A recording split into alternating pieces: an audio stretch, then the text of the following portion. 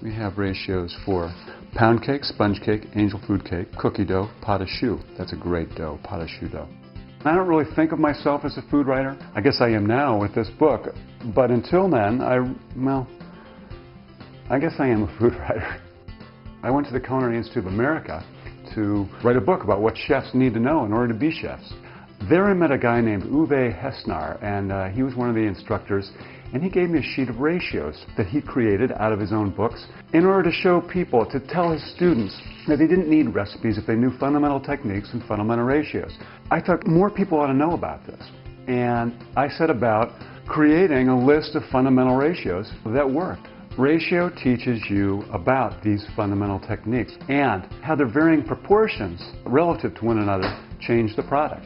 Bread dough is a ratio that comes from a standard baker's percentage ratio, and it's just 5 parts flour and 3 parts water. That's really all you need to know. You need to have some yeast in there, but how much yeast is not critical, and you need to have some salt in there for flavor. Once you have those ingredients together, that dough can be pizza dough, it can be bread dough, sandwich bread dough, breadsticks, ciabatta.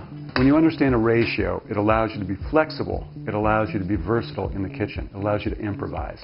In order to use ratios, we need to use weights. In order to use weights, you need a scale. Scale is very important. It's one of the most important tools in the kitchen. I think if more people learn to use scales, cooking would be much easier. So I give also a lot of suggestions on how to use the ratios. What kind of breads? You can make an olive walnut fougasse, or you can make breadsticks, or flatbread, or pizza. One of my favorite parts about this book actually is the photographs, black and white photographs. I'm very proud of my wife for the work that she did with them.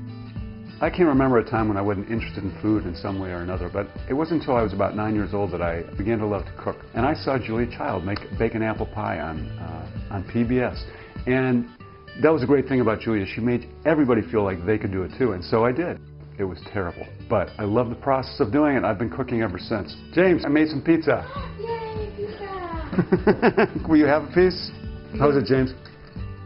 What I want people most to take away from this book is a sense of comfort in the kitchen, a sense of I can do anything. That sense that Julia gave me when I was 9. I want more people to cook, and I want more people to cook better.